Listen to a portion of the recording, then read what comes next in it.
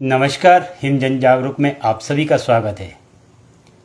जिस तरह से कैप्शन ढाली गई है, 28 अक्टूबर को चंद्र ग्रहण भारतवर्ष में दिखेगा और इसका किन किन राशियों पर किस तरह से प्रभाव पड़ेगा, इसके बारे में हम जानेंगे। आज हमारे साथ पंडित सुमन चंद उपाध्याय जी हैं, इनसे बातचीत करेंगे और 12 राशियों पर किस तरह से प्रभाव पड़ेगा और जानेंगे ये किस समय लगेगा, और साथ ही साथ ये भी जानेंगे कि जो 12 राशियों पर जिसके प्रभाव पड़ेगा, जैसे क्रूर प्रभाव पड़ेगा, कितना कष्टदायी रहेगा, किसके लिए कितना अच्छा रहेगा, उसके बारे में संपूर्ण जानकारी आज हम लेंगे पंडित जी से। आज हमारे साथ जुड़े क्योंकि खास जानकारी है, क्योंकि जिस तरह से भारतवर्ष में ये 28 अक्टूबर को चंद्र ग्रहण लगना है, उसके बारे में हमारे साथ जुड़ रहे हैं पंडित सुमन चंद उपाध्याय जी। आपका हिम जन जागरूक में स्वागत है। धन्यवाद पंकज जी। जी पंडित जी, आपसे जानना चाहेंगे 28 अक्टूबर को किस समय ये चंद्र ग्रहण लगेगा? इस वर्ष ये जो ग्रहण है जी। ये आश्विन पूर्णमासी के दिन 28 अक्टूबर को लगने वाला है जी। और ये ग्रहण वैसे तो समूचे भारतवर्ष में इसका ये दिखाई देगा और दुनिया के बहुत सारे देशों में इसका प्रभाव रहेगा, पर ये समस्त भारत में भी दिखेगा। इसका जो समय है ये रहेगा 28 अक्टूबर को रात्रि 1:05 से लगेगा ये, और 2:23 तक इसका जो है ना वो चलेगा। इसका पर्व काल जो होगा पूरा वो होगा 1 घंटे 17 मिनट का। जी।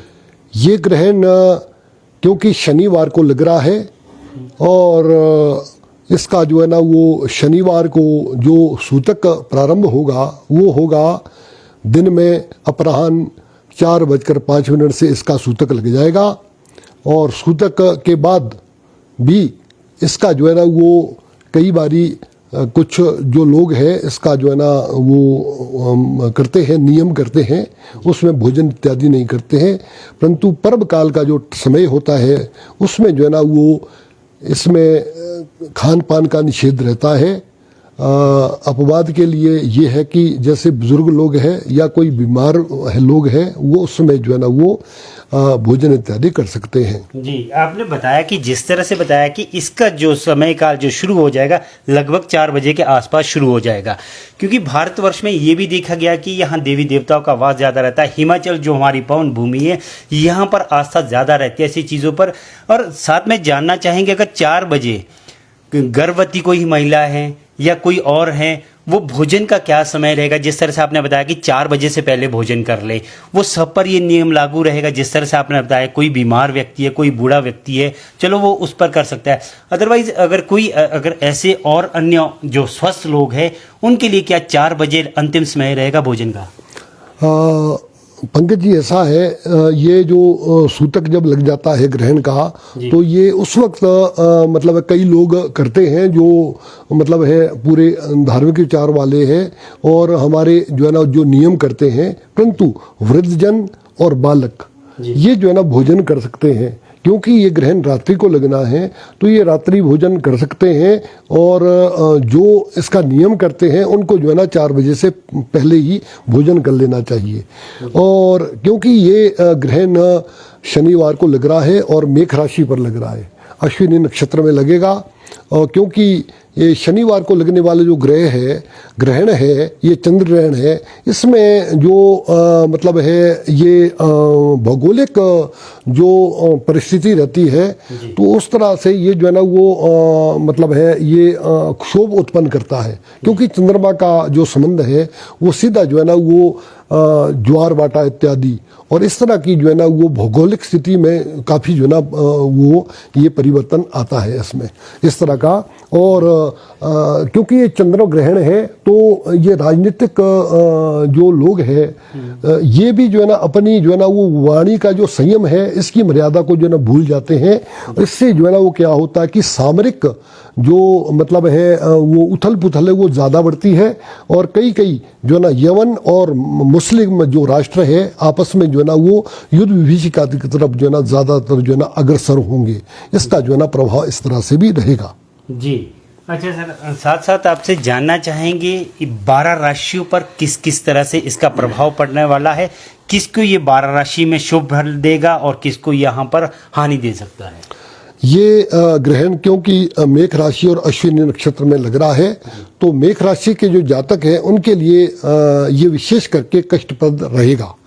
तो बाकी 12 राशियों का इसका जो फल है वो इस प्रकार से रहेगा, जैसे जो है ना मेष राशि के लिए महाकष्टदायक होगा, और वृक्ष राशि में ये जो है ना वो जितने जातक है वो उनको हानि हो सकती है, और मिथुन राशि के जितने जातक हैं उनको जो है ना लाभप्रद रहेगा, और कर्क राशि वालों को जो है ना सुख कारक रहेगा, और सिंह राशि वाले के लिए जो है ना ये अपमान का जो है ना वो मतलब है ये अपमानजनक रहेगा, और कन्या राशि के लिए ये महापीड़ा देगा।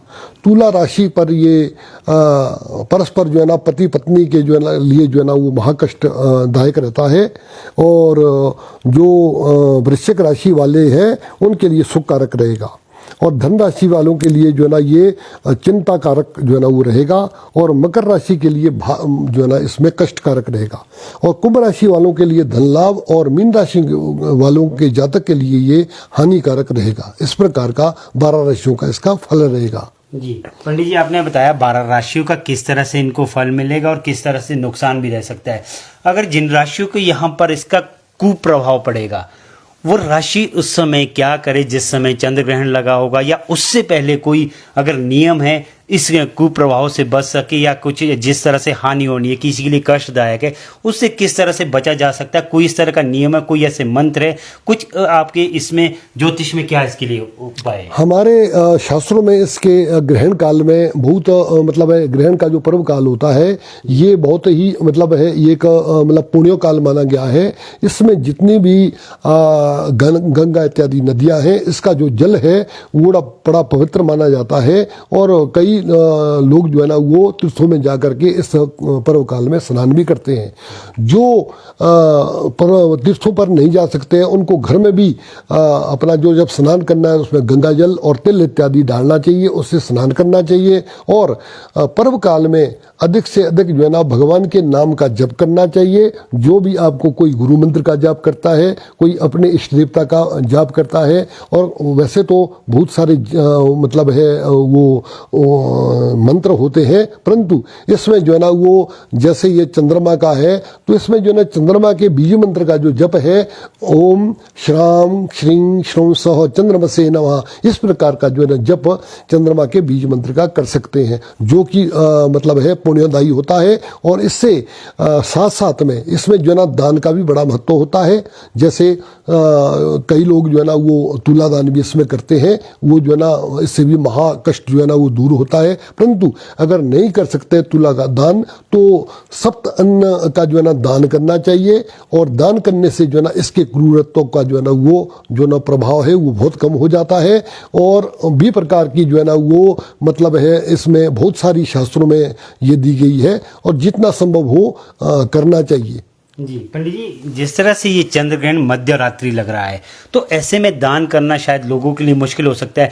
क्या वो पहले अपना दान जिस तरह से हो, कोई सामग्री हो कुछ वो इकट्ठा रखे किसी थैली में, वो दूसरे दिन भी दे सकती है या पहले ही देना पड़ेगा? नहीं, इसका नियम होता है जब सूतक लग जाता है, जैसे 4:05 में दिन को अपराह्न में सूतक लग जाएगा, उसी प्रकार उसी टाइम जो है ना वो दान की सामग्री रख दी जाती है, और उसके बाद जब वो ग्रहण का मोक्ष होता है उसके बाद दूसरे दिन सुबह के टाइम में अपने स्नान वगैरह करके उसको जो है ना दान दिया जा सकता है। ऐसा इसमें जो है ना वो विधान होता है, ऐसा नियम इसका माना गया है। और विशेष करके फिर जैसे गर्भवती महिलाएं होती है तो उनका जो है ना वो पर्व इस काल में जो है ना वो विशेष जो है ना वो एक मतलब नियम रहता है कि वो उस समय सोए ना, मतलब है निद्रा का त्याग करें, और जो वो पर्व काल होता है उसमें जो है ना सोना नहीं चाहिए, क्योंकि उसमें आने वाले जो ना गर्भ शिशु है उस पर जो है ना कुप्रभाव पड़ सकता है। तो उनको जो है ना इस समय में उठा रहना चाहिए, मतलब जागना चाहिए, और साथ में भगवान के नाम का जप करना चाहिए।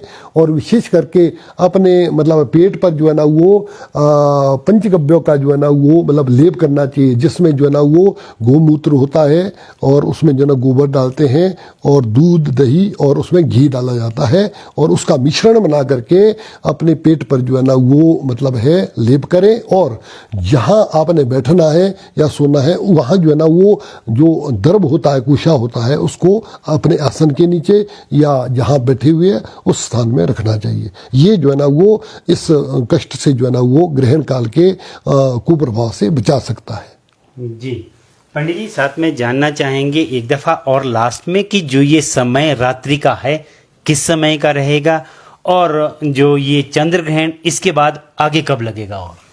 और इस वर्ष तो भारतवर्ष में ये एक जो खंडग्रास चंद्र ग्रहण है, मात्र एक लगने वाला ग्रहण है, और भी ग्रहण लगे हैं, परंतु उसका प्रभाव जो है ना भारतवर्ष में नहीं है। अब जो है ना वो ये सन 24 में ही जो है ना लगेगा। सन 23 का ये आखिरी ग्रहण है, और इसके बाद जो है ना वो ग्रहण जो है ना ये नहीं लगेगा। सन 24 में जो है ना आगे भूमंडल पर जो है ना लगने वाले ग्रहण है। जी एक दफा समय बता दें सर। समय इसका रहेगा पंकज जी, रात्रि को 28 तारीख शनिवार की रात्रि को 1:05 से 2:23 तक ये ग्रहण रहेगा। जी तो देखिए हमारे साथ जुड़े थे पंडित जी जो कि सुमन चंद उपाध्याय जी हैं। इन्होंने खास जानकारी दी है जो चंद्र ग्रहण 28 अक्टूबर को इस वर्ष लगने वाला है, और उसका समय भी आपको बता दिया गया है। साथ ही साथ इसमें किस तरह से इस ग्रहण से बचा जा सकता है, गर्भवती महिला के लिए भी विशेष यहाँ पर उपाय बताए गए हैं, और जन साधारण लोगों के लिए भी यहाँ पर उपाय बताए दिए गए हैं। और आप इस नियम का पालन करें ताकि जो ये कुप्रभाव इस ग्रहण से पड़ने वाला है उससे बचा जा सके। मैं आपके साथ पंकज गांगटा हिमजन जागरूक से जुड़ा था। खास अहम जानकारी के लिए किसी अन्य और विषय से आपके बीच में फिर से जुड़ेंगे। अभी के लिए इतना ही। धन्यवाद। जय हिंद, जय हिमाचल।